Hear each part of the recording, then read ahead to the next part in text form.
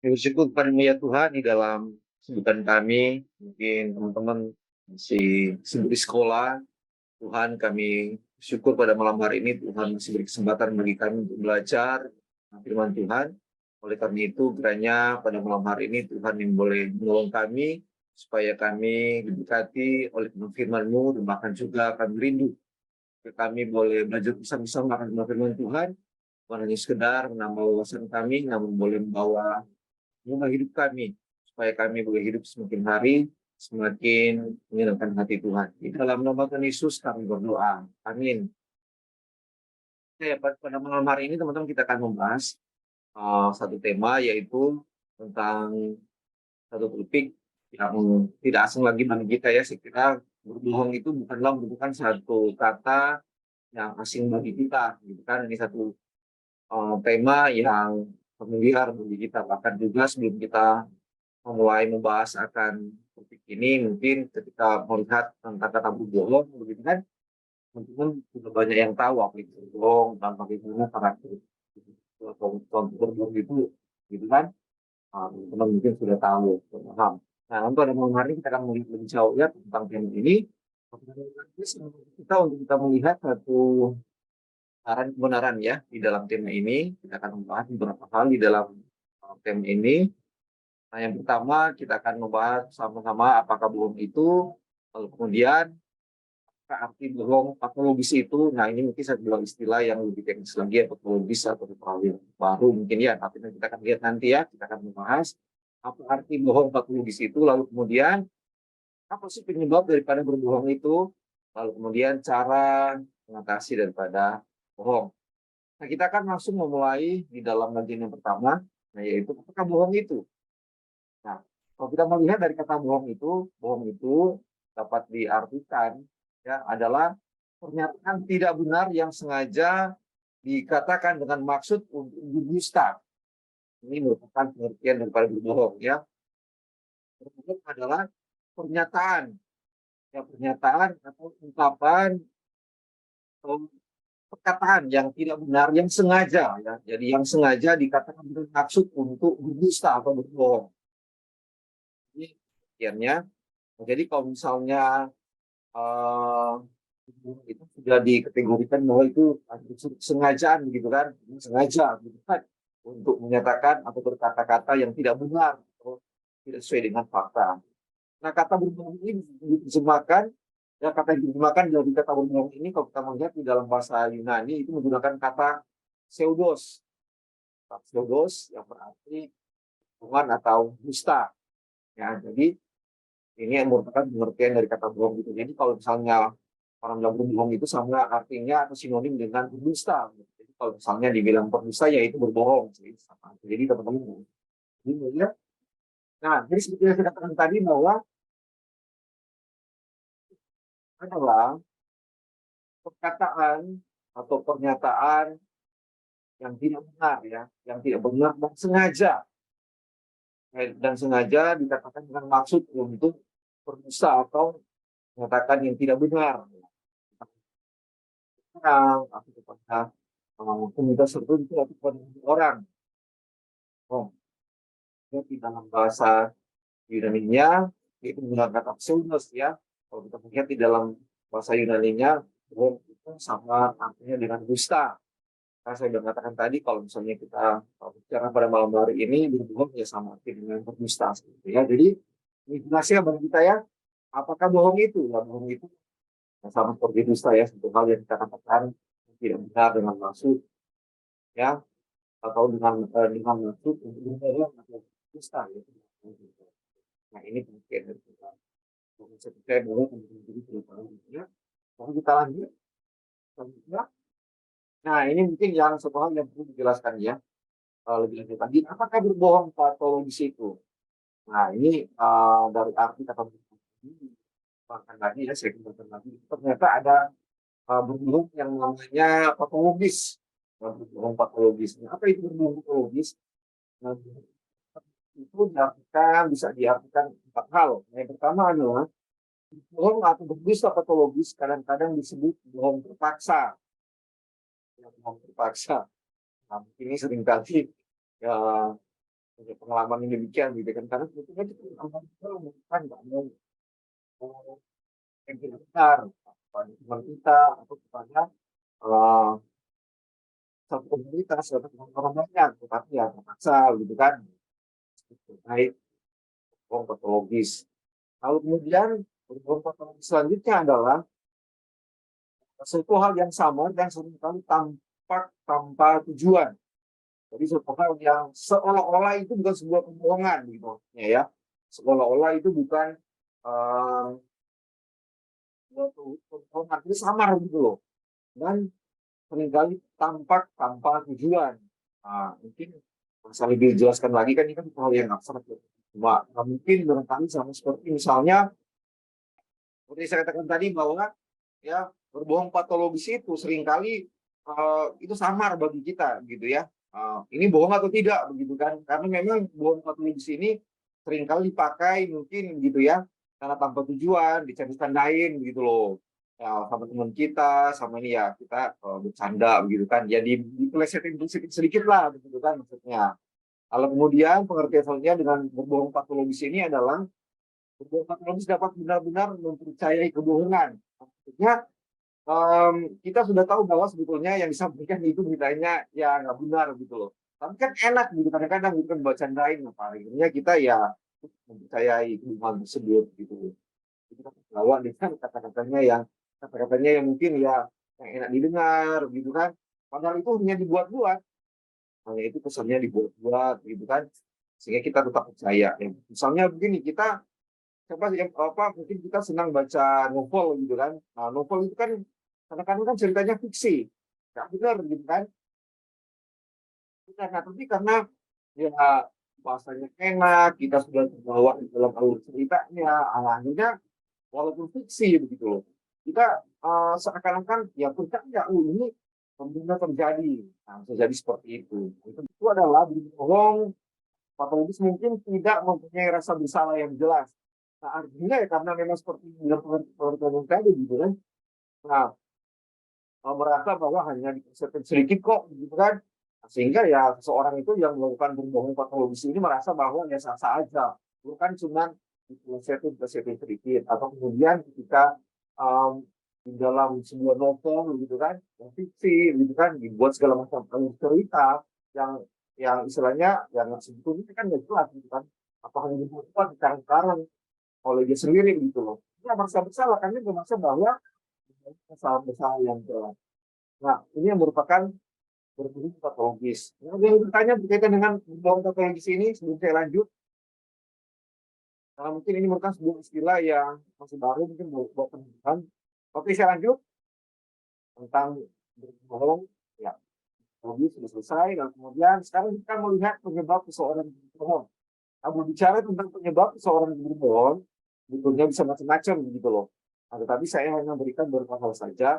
Nah, yang pertama adalah mungkin bisa saja yang pasti yang pertama bukan mungkin gitu ya. Yang pasti karena kita ini semua dilahirkan dengan sifat dosa atau kita ini semua adalah orang berdosa. Dan seperti disampaikan oleh Roma 3 ayat 23. Karena semua orang telah berbuat dosa dan telah kehilangan kemuliaan Allah. Nah, artinya adalah semua kita ini seperti saya katakan tadi bahwa bohong gitu kan. Bohong ini nggak pernah diajarin gitu loh. Ini mau orang dewasa, anak kecil, ya bahkan anak seukuran masih kecil gitu loh, saya Sinuel gitu loh, nggak perlu diajarin, dia udah bisa ngibul sendiri gitu, dia bisa ngibul ya. Jadi seperti itu ya, karena memang ya kita semua orang berdosa, ya, karena kita semua orang berdosa, jadi karena semua kita dilahirkan dengan sifat Tuhan. Jadi bahwa cara tentang berbohong, gitu ya, ya seperti saya katakan tadi bahwa itu semua kita bukan mungkin ya semua kita itu pasti pernah berbohong. Kenapa? Ya karena kita semua orang berdosa. Jadi yang disampaikan dengan Tuhan Komisi 3 itu 3. Lalu kemudian yang kedua adalah seseorang itu bisa berbohong. Nah, selain tadi saya katakan bahwa semua kita orang berdosa, tapi juga oleh karena bisa iri hati.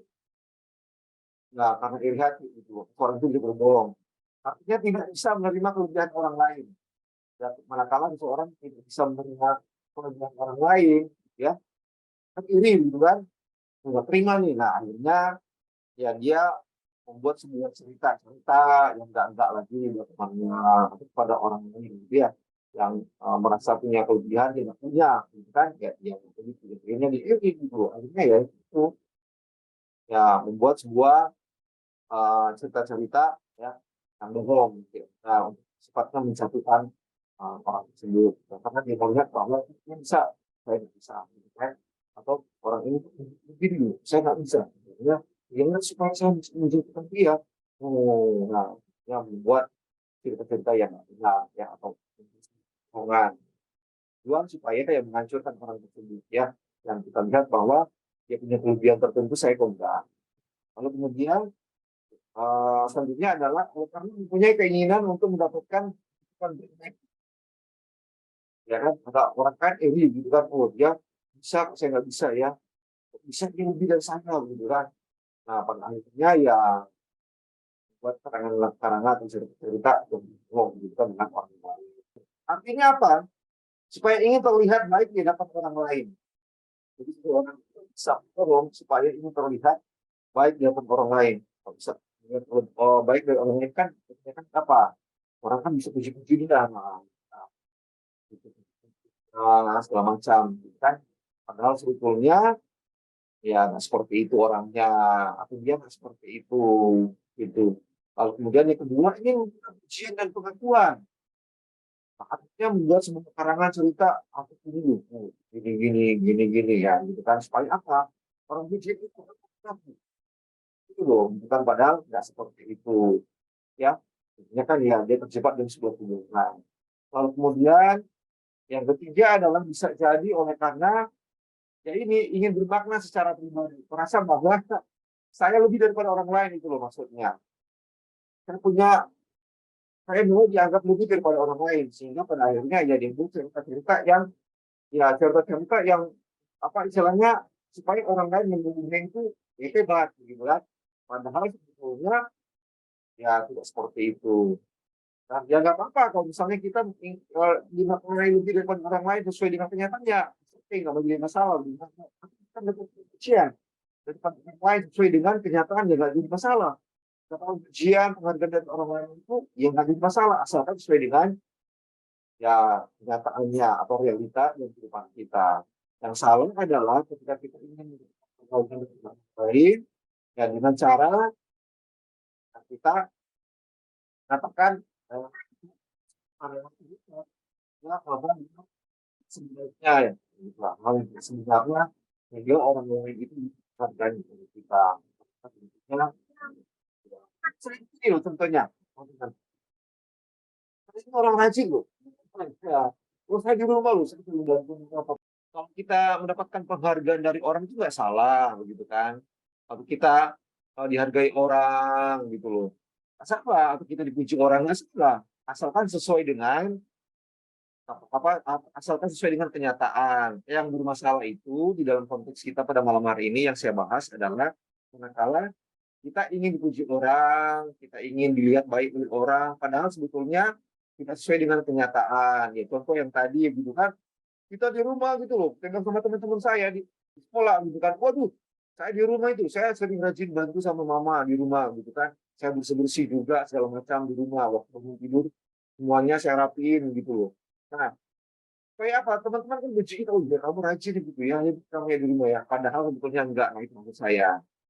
Nah, itu saya untuk dapat penghargaan. Jadi seseorang itu bisa berbohong atau berdusta untuk dapat penghargaan. Nah, lanjut yang keempat adalah seseorang itu bisa berbohong oleh karena dia punya keyakinan yang salah atau punya konsep yang salah.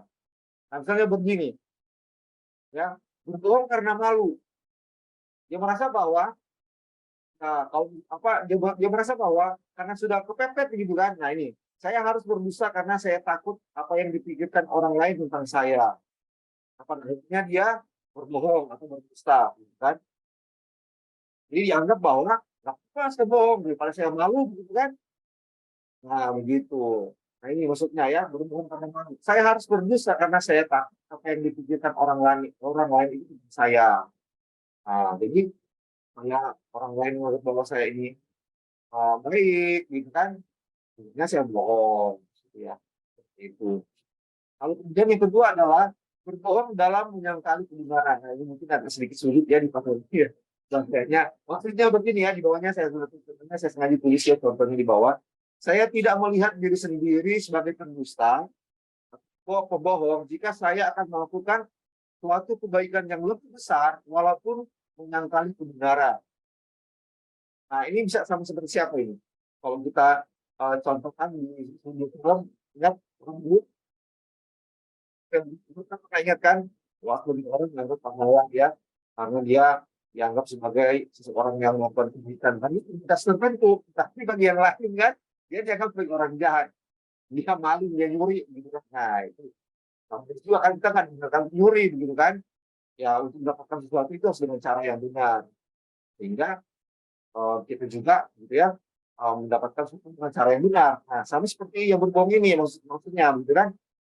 Karena dia merasa bahwa kalau saya berdusta gitu kan, merasa dia melakukan sebuah kebaikan yang lebih besar walaupun dia berbohong atau menyangkali kebenaran. Nah, itu keyakinan yang salah. Terus orang kan gitu kan, nggak boleh. Bukan nggak boleh, tapi boleh. Tapi masalah karena saya berbohong ini supaya kebaikan yang lebih besar. Nah, ini kalau misalnya di dalam pemahaman etika Kristen, ya kalau kita belajar teologi itu yang dalam etika Kristen kita situasi di dalam iman kekristenan, di dalam teologi Kristen kita itu menolak situasi. Situasi ini ya seperti ini gitu kan, berbohong demi merasa bahwa saya melakukan sebuah kebaikan yang lain. Gitu. Tapi berbohong gitu kan, gitu. Boleh ya kita tidak memahami demikian. Nah, jujur ya, hanya tergantung mengatakan ya kalau ya katakan ya, tidak ya. Tidak selebihnya itu dari si iblis atau bapak segala pendusta. Nah, ini yang keempat ya, penyebab yang keempat. Kita bisa terjebak dalam hal ini. Atau seluruh itu terjebak dalam hal ini. Nah, oleh karena itu maka sangat penting bagi kita pada malam hari ini kita melihat di dalam sudut pandang Alkitab tentang berbohong atau berdusta. Nah, apa pandangan Alkitab tentang berbohong atau berdusta? Yang adalah ternyata berbohong atau berdusta itu dibenci oleh Tuhan loh. Sangat-sangat dibenci oleh Tuhan. Ayatnya di dalam Amsal 12 ayat 22. Mungkin firman Tuhan. Orang yang dusta di dunia adalah kebencian bagi Tuhan. Tetapi orang yang berlaku setia di tengahnya. Artinya Tuhan satu berbohong. Bagi Tuhan, orang yang berdusta itu Tuhan yang benci, Tuhan hal yang benci artinya Tuhan tidak suka. Membenci ya, akan hal tersebut. Ini yang pertama. Ini kata Alkitab. Kemudian yang kedua adalah dusta atau berbohong itu menghancurkan kesatuan atau merusak kesatuan. Ayatnya di dalam Efesus 4 ayat 25. Karena itu buanglah dusta dan katalah benar seorang kepada yang lain. Karena kita adalah sesama anggota. Nah, maksudnya begini. Manakala seseorang itu dalam satu komunitas yang berkata tidak benar atau berkata tidak jujur gitu kan, bohong gitu kan, dusta, maka itu pasti rame, ya kan? Pasti rame di dalam satu komunitas tersebut. Nah, pada akhirnya itu kan menghancurkan apa kesatuan dan kesatuan di dalam satu komunitas tertentu. Karena ada fitnah, gitu kan? Ada fitnah di dalam komunitas tersebut. Ada fitnah, kita itu kan satu berita kebohongan, gitu kan? Nah, akhirnya setelah hal tersebut tersebar, maka ya rame gitu kan, ya ini pastinya. Nah, karena itu ya harus mengatakan dalam Efesus 5 karena itu buah dusta. Harus membuang kata bohong ya atau dusta. Dan kata benar seorang yang lain karena kita adalah sesama anggota. Ini ayat penonton ini karena orang percaya di Efesus atau jemaat Tuhan yang ada di Efesus supaya mereka itu kata-kata dusta atau supaya mereka itu tidak berbohong, ya. Karena mereka satu komunitas di dalam Tuhan bersama Kristus gitu. Jadi membangun hubungan di antara mereka. Karena itu kan menghancurkan akan kesatuan daripada gereja di sana atau orang percaya di sana. Itu. Dan ini sangat pentingnya bagi kita ya teman-teman ya. Kita lihat bagaimana itu ada keributan gitu kan, ada hancuran dalam satu satuan komunitasnya gitu kan, takut itu pasti ya itu di sana gitu kan. Ya, fitnah artinya ya ada kebohongan lah, gitu ya. Cerita bohong ya. Kalau sudah cerita bohong itu kan kayak gitu, kan menjelekkan satu dengan yang lainnya segala macam. Akhirnya ya merusak komunitas tersebut. Nah, contohnya itu ini kita harus hati-hati ya. Satu bohong menghancurkan persatuan. Nah itu Alkitab. Nah ini sudah ada contoh dalam Alkitab ya seperti jemaat Efesus. Makanya Paulus eh, eh, ayat sempat mengenai ini ya, orang di Efesus ya. Nah, Tuhan di Efesus, buanglah dusta, buanglah kebohongan di antara kamu. Ya, karena kamu adalah sesama umat tubuh. Nah, lalu kemudian selanjutnya adalah berdusta atau berbohong akan menambah masalah. Cuman bahwa supaya ya istilahnya kita kan sering kan dia nanti gimana atau dia nanti tersinggung gitu ya, jadi kita bohong gitu kan. Kalau begitu ya, padahal kalau misalnya orang tahu kita bohong, coba dia mau selesaikan masalah bukan, ya kan? Malah justru tambah masalah, malah justru tambah kayak gitu kan, karena dia tahu kita bohong, gitu kan?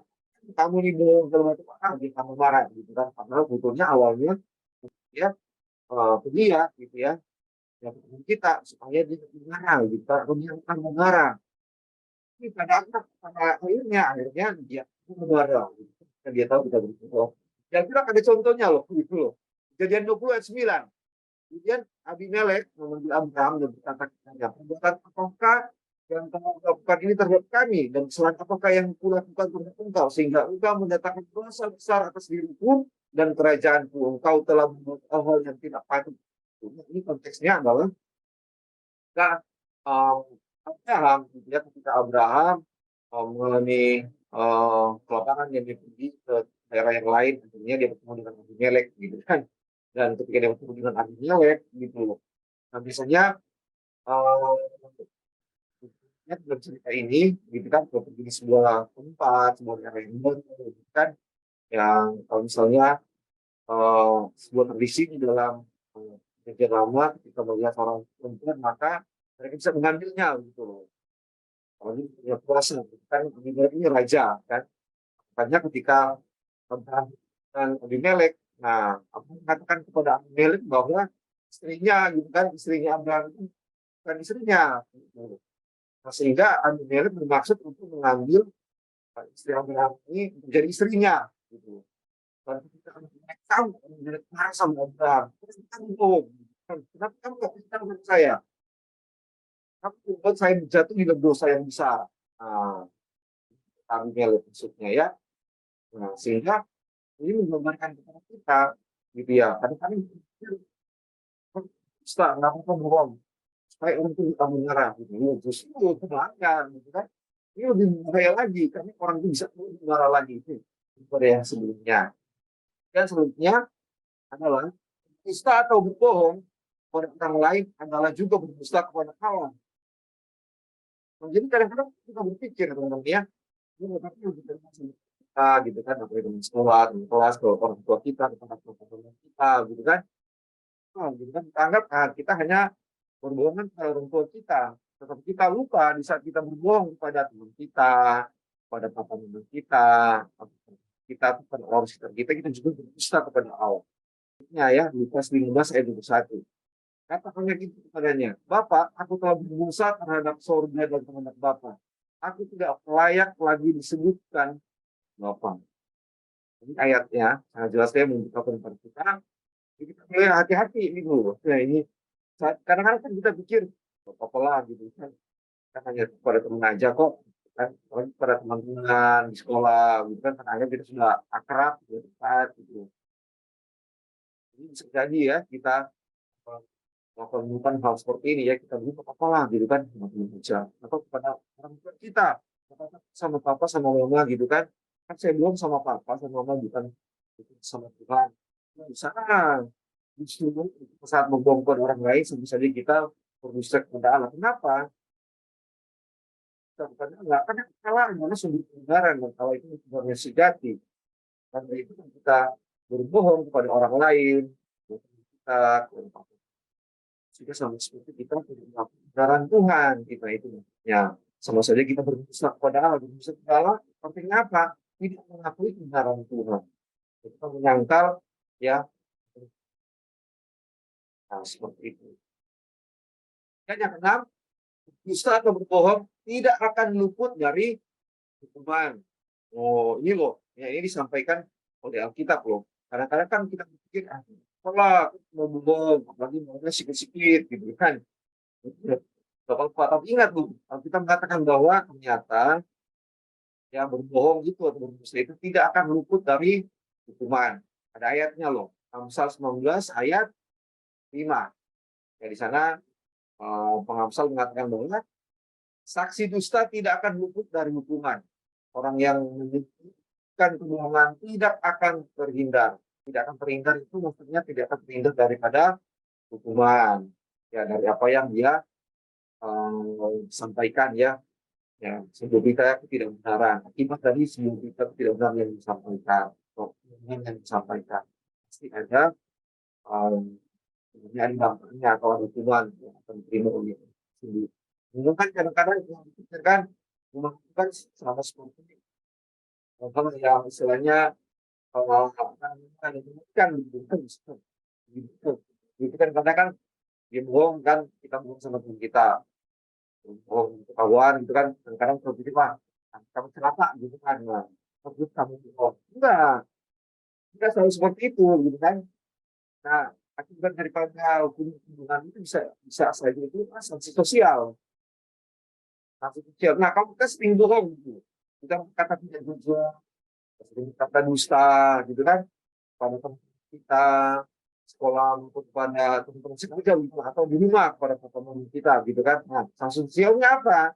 Nah, waktu kita menyampaikan sebuah kebenaran, sebetulnya itu benar loh. Kadang-kadang kita nggak langsung dipercayai gitu loh sama orang. Ya termasuk ya Pak kita, gitu kan. Kenapa? Karena kita sudah sering bohong, gitu kan. Itu. Itu sudah membuka sanksi sosial, gitu kan. Coba kita misalnya mengatakan sesuatu yang benar terus kita nggak dipercayai, kan kita merasa bahwa itu nggak enak, gitu kan. Sakitnya, gitu. Sakitnya bukan yang sekedar ini, gitu. Apa namanya? Kayak sakit rasa, gitu. Misalnya sakit hatinya, pasti ada orang itu merasa, saya nggak dipercaya lagi tuh. Nah, kalau kita sudah nggak dipercaya lagi tuh, kan susah gitu kan. Misalnya, nah Pak, saya mau sama teman saya ya menonton. Oh, nggak dipercaya lagi kan? Kenapa? Kan kita sering bohong. Pasti tanya, kenapa? Kamu itu kan gimana diinterogasi gitu. Kenapa? Karena kita sudah di mata apa ngomong kita sudah kurang percayai gitu. Kita sama sekali udah kurang dipercaya. Ini kita dipercaya sama sekali. Dari itu sudah kan yang kita sampaikan kepada teman-teman kita bergai gitu kan ini belum tidak. Nah, begitu pula dengan teman-teman kita gitu kan dalam komunitas kita kita percayai sama teman-teman kita. Nah, ya susah gitu kan. Ya nanti kayak janjian misalnya jam 7 ya nanti saya datang jam 7 bukan. Padahal dari rumah kita belum mau datang jam 7 nih tapi teman-teman bukan percaya deh gitu kan itu pasti ya nanti datangnya bukan jam 7 gitu kan ya padahal itu kita datang jam 7 tetapi pengaruhnya kita sendiri gitu kan percaya dengan teman kita. Nah itu merupakan menjadi sanksi sosial. Oke selanjutnya kita lanjut.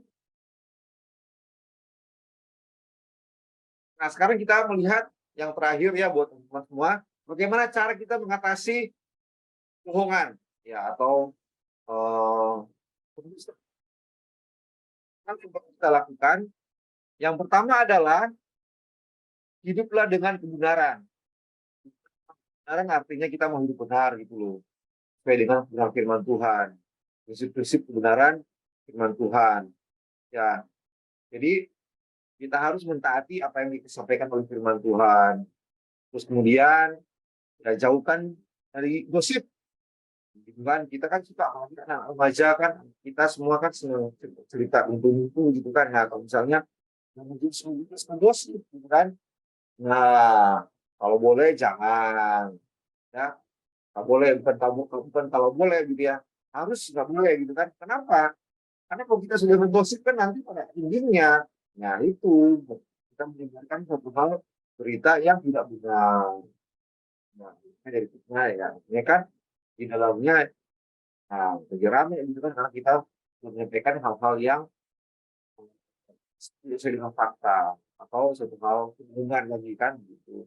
Kemudian misalnya kalau kita eh, melakukan kesalahan ya kita harus belajar gitu mengakui kesalahan kita. Ya, kita harus belajar menerima bahwa saya sudah melakukan kesalahan. Nah, ya. Sehingga ya kita hidup kemudiannya kan itu dan buatlah komitmen di dalam diri kita gitu kan supaya kita berusaha memenuhi ya kita berusaha untuk hidup di dalam kebenaran ya yang benar ya benar gitu. Jadi kita berusaha dengan diri kita sendiri gitu ada usaha dengan diri kita sendiri ya supaya kita hidup yang benar dan setia dengan kebenaran. Ini pertama, lalu kemudian kedua adalah kita perlu belajar prinsip-prinsip Alkitab mengenai kehidupan. Nah, jadi semua ayat Alkitab yang berkaitan dengan kejujuran, nah kita mencoba mempraktekkannya itu di dalam kehidupan kita, itu maksudnya. Nah, jadi kita uh, pesan ya, baca Alkitab berkaitan dengan prinsip-prinsip yang diajarkan Alkitab mengenai kejujuran. Nah, itu semuanya kita praktekkan di dalam kehidupan kita saat ini. Kemudian kita jangan pernah mengabaikan ketidakjujuran. Kan ada orang berpikir, nggak apa-apa kok, sekali-sekali aja, gitu kan. Jangan salah, sekali-sekali aja, gitu kan. Hari ini satu kali, nanti kebiasaan loh, gitu. Sekali, sekali, sekali, sekali. Nah, lama-lama, jadi banyak kali. Dan artinya jadi kebiasaan. Kalau dulu kita kata tidak jujur sekali, hati gitu kan, saya belum, kan. Nurani kita karena kita apa namanya tahu itu nggak benar ya firman Tuhan ajarkan kepada kita kalau kita benar dia berarti nurani kita kita merasa aduh nyaman sekali. Nah, tetapi kita ulang lagi loh kalau begitu terus menerus kan nurani kita jadi tumbuh dan pada akhirnya kita pernah merasa bersalah waktu kita bohong kita bohong seperti itu kebiasaan jadi habitnya bahkan selanjutnya kan semua cara dia untuk apa untuk berteman dan loh gitu. Dalam komunitasnya dia gitu. Nah, seperti itu. Jadi eh, setiap kali apa yang dia sampaikan itu pikir sama dia gitu. Gitu. Karena jadi ya jadi istilahnya jadi gayanya dia berteman seperti itu. Jadi itu. Makanya yang seperti itu. Nah ini mengingatkan adik saya seperti itu. Ya teman-teman ya. Dia ketemu saya gitu kan. Jadi kalau ketemu sama dia kita sudah tahu kan kalau ngomong sama dia gitu loh.